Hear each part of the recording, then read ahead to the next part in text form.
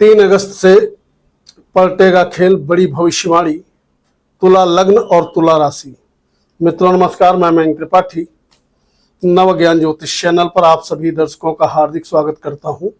दोस्तों, अगर आपकी तुला लग्न है या आपकी तुला राशि है तो आने वाले 3 तारीख से जबरदस्त तरीके से खेल होने वाला है, क्योंकि माफ करिएगा 2 तारीख से, क्योंकि 2 अगस्त से मंगल देवता मिथुन राशि में गोचर करेंगे और आपके लग्नेश मुख्य ग्रह नीच के रहेंगे पूरा महीना। ये जानकर ही वीडियो आप आगे देखें। अगर वीडियो आपको गड़बड़ लग रहा है तो आपकी मर्जी है। लग्न के अनुसार यह फलादेश देखोगे, सटीकता 100% मिलेगी। अगर मान लिया आपके पास लग्न कुंडली नहीं है तो ऐसे में प्रचलित नाम के अनुसार या चंद्र राशि के अनुसार भी इस फलादेश को समझ सकते हो, उपाय कर सकते हो, फायदा मिलेगा। आपकी कुंडली में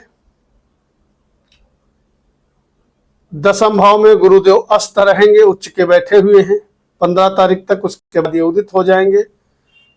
बुध देव जो प्रबल रूप से कारक होते हैं, इनका गोचर शुरुआत में रहेगा 22 तारीख तक आपके 10वें भाव में। उसके बाद ये 11वें भाव में रहने वाले हैं।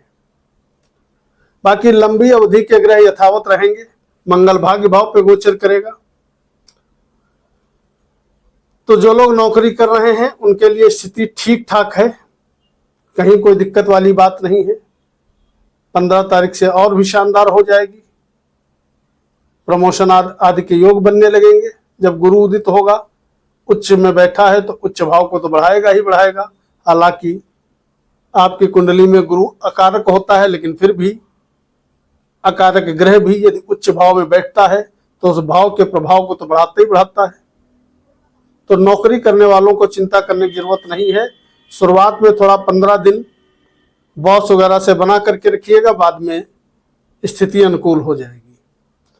व्यापारियों के व्यापार में बढ़िया स्थिति पूरा महीना बनी रहेगी, कहीं कोई दिक्कत वाली बात नजर नहीं आ रही है। यात्राएं अगर कहीं पर भी करना चाहते हो तो सोच समझ करके यात्रा करना, क्योंकि शुक्र और शनि दोनों आमने सामने बैठे हुए हैं। तो ऐसे में यात्राओं में व्यवधान उत्पन्न होता है, हर्डल्स क्रिएट होती हैं। अब वो किसी भी प्रकार की हर्डल्स हो सकती हैं, कोई किसी भी प्रकार की बाधाएं आ सकती हैं। इस चीज का ध्यान रखिएगा।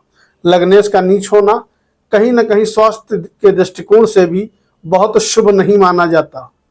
एक तो एक नीच के हैं, दूसरे 12वें भाव में नीच के हैं। तो स्वास्थ्य का अपने विशेष तौर पे आपको ध्यान रखना होगा। मानसिक अशांति और चिड़चिड़ाहट से बचना होगा। ऐसे में जिस देवी को आप मानते हैं, चाहे माता लक्ष्मी हो या माता सरस्वती हो या जगदम्बा माँ हो, उनके मंत्र का कम से कम 108 बार रोज जप करना आपके लिए सर्वोत्तम उपाय रहेगा। अगर कहीं के विद्यार्थी हो, शिक्षा उच्च शिक्षा दोनों में ही स्थिति यहाँ पर निश्चित तौर पे अनुकूल बनी हुई है। आपको ठीक ठाक रिस्पांस मिलता हुआ अपने कैरियर में दिखाई पड़ेगा, लेकिन मेहनत अधिक करनी पड़ेगी। वैवाहिक जीवन के लिए स्थिति ठीक है। प्रेम में सफलता कतई नहीं मिलेगी, इस चीज का ध्यान रखिएगा। कोर्ट कचहरी वाद विवाद मुकदमों से आपको राहत मिलेगी, लेकिन ध्यान रखिएगा आपसे ईर्ष्या करने वालों की संख्या, आपसे जलने वालों की संख्या बढ़ते हुए भी दिखाई पड़ेगी। अब वो कुछ कर ना पाए वो अलग चीज है। लग्नेश चूंकि नीच का है तो ऐसे में मान सम्मान इस अगस्त 2026 में तो कतई नहीं मिलेगा, ये ध्यान रखिएगा। कोई भी नया काम कारोबार इस महीना आप कतई न शुरू करें तो आपके लिए ठीक रहेगा। और अगर कुछ नया काम कारोबार शुरू ही करना है तो कोशिश करिएगा कि बुधवार के दिन परिवार वालों की, अपनों की राय लेकर के काम शुरू करिए। बहुत बढ़िया फायदा मिलता हुआ दिखाई पड़ेगा। आमदनी स्थान पर केतु विराजमान है। 15 तारीख के बाद सूर्य के साथ केतु हो जाएगा, तो आमदनी आपकी जबरदस्त तरीके से होती रहेगी, इसमें कोई डाउट नहीं है। और पैसे की अगर बचत की बात करें तो पैसा भी ठीक ठाक आपका बचता हुआ नजर आएगा।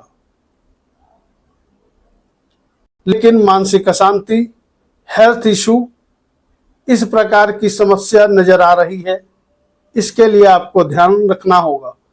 और अंत में एक जाते जाते शुभ फल की और जानकारी दे दे।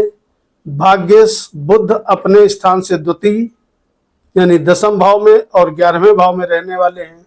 इसका मतलब ये रहा कि मान सम्मान जरूर नहीं मिलेगा, लेकिन आप 10 कदम चलेंगे तो भाग्य आपसे तेजी से आगे चलता हुआ दिखाई पड़ेगा और भाग्य के दम पे आपका यह माह भी उत्तम तरीके से व्यतीत होगा। सुख समृद्धि की वृद्धि होगी, लग्जरियस लाइफ जियोगे और हो सकता है आपका आध्यात्म की तरफ झुकाव बढ़े और आप कोई धार्मिक यात्रा भी करें। ऐसे योग नजर आ रहे हैं। हो सके तो वीडियो को लाइक करके बॉक्स में अपने इष्ट देव या कुल देव का नाम लिखिएगा। नमस्कार।